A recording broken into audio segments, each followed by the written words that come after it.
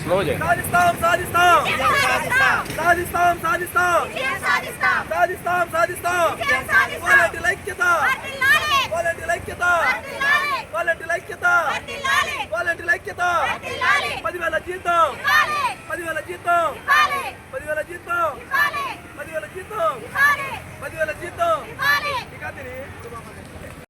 Ward volunteer అసోసియేషన్కి state ప్రెసిడెంట్ని ఏదైతే NDA government ఎలక్షన్ల ముందు వాలంటీర్లకు హామీ ఇచ్చిందో ఆ హామీని ఈరోజు కూడా నెరవేర్చకుండా మీరు వాలంటీర్లే కాదు మీకు జీవో లేదు పుట్టని బిడ్డకి ఏ విధంగా పేరు పెట్టాలని స్వయాన మంత్రి డోలాబాల వీరాజేశ్వరి మాట్లాడడం చాలా దారుణం. బిడ్డ పుట్టకపోతే నువ్వు ఎట్లా హామీ ఇచ్చావు? ఆ బిడ్డ పుట్టకపోతే ఆ బిడ్డకు నువ్వు 10,000 ఇస్తానని ఎట్లా చెప్పావు? ఆ బిడ్డ పుట్టకపోతే ఆ బిడ్డకి జగన్మోహన్ రెడ్డి డబ్బులు 5,000 ఎట్లా ఇచ్చాడు? ఎవరి బిడ్డకి ఇచ్చాడు జగన్మోహన్ రెడ్డి? చెప్పు సమాధానం.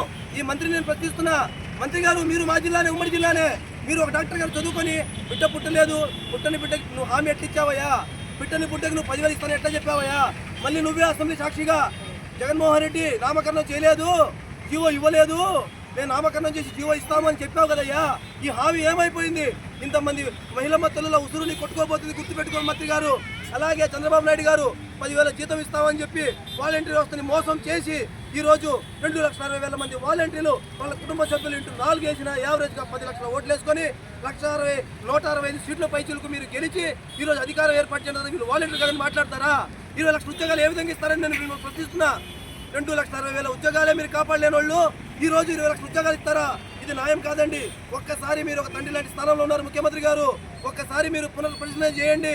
ఈరోజు ఇంతమంది మహిళమ్మ తల్లుల ఆవేదన మీకేం తెలుసు?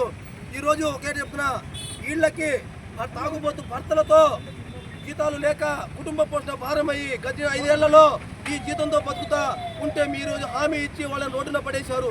ఈరోజు 2,60,000 మంది వాలంటీర్లకి ఉరితాడు బిగించిన గవర్నమెంట్ ఉందంటే అది ఒక ఎన్డీఏ గవర్నమెంట్ ఉరితాడు బిగించింది.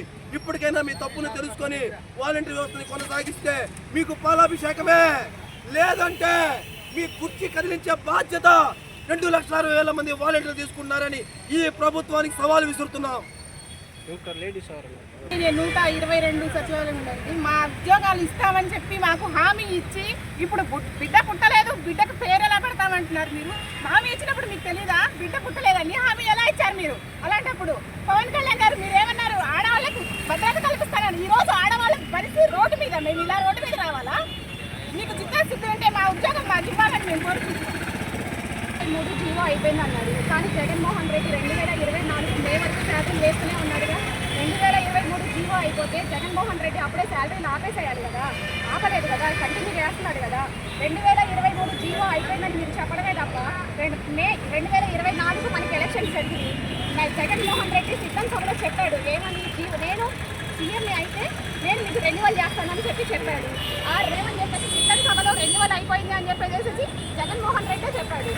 2 రోజుల తర్వాత చంద్రబాబు నాయుడు గారు చెప్పారు నేను రెన్యువల్ చేస్తాను, జీవోతో సంబంధం లేదని.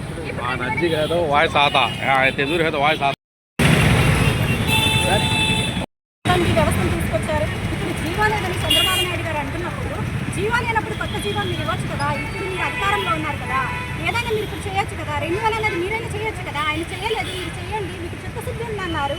ఇదేనా మీ చిత్తశుద్ధి? పవన్ కళ్యాణ్ గారు, డిప్యూటీ సీఎం గారు, మీరు ఆడపడుచులు ఇంతమంది ఉన్నారమ్మా, మీరు మా అక్క చెల్లెళ్ళు అన్నారు. మీరు నిజంగా మీ అక్క చెల్లెలు లాంటి వాళ్ళకి ఇలాంటి అన్యాయం జరిగితే మీరు చూస్తూ ఊరుకుంటారా సార్? మేమందరం మీ ఆడపడుచులం కాదా? మీ అక్క చెల్లెళ్ళు కాదా? ఆడవాళ్ళకి అన్యాయం జరిగితే నేను ఉంటానన్నారు. ఎక్కడున్నారు సార్? మీరే అన్యాయం చేస్తుంటే ఇంకెవరికి చెప్పాలి?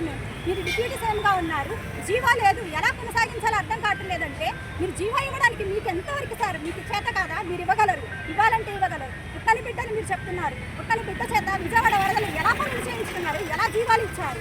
ఈ 6 నెలలు బిడ్డ పుట్టలేదని తెలిసినప్పుడు వేతనాలు వేస్తామని మీరు ఎలా చెప్పారు? ఎలా నిధి యాప్లో చూపించారు? మాకు శాలరీ బిల్స్ ఎందుకు పెట్టారు?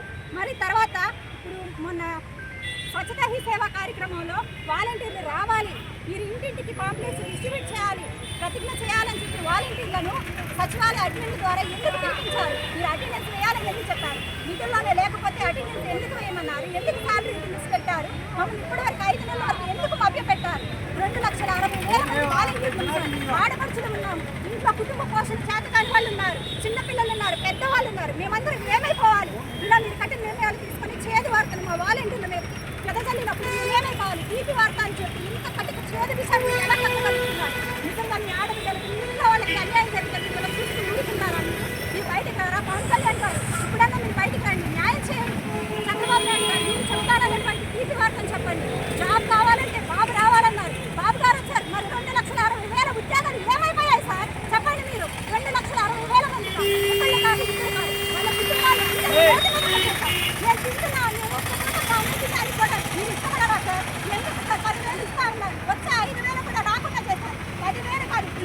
ఉద్యోగమే లేదని చెప్తున్నారు. మీకు చేత అవుతుంది, మీరు జీవో ఇవ్వండి, వాలంటీర్లను రెన్యువల్ చేయండి, వెంటనే వాలంటీర్లను విధులకు తీసుకోవాలండి.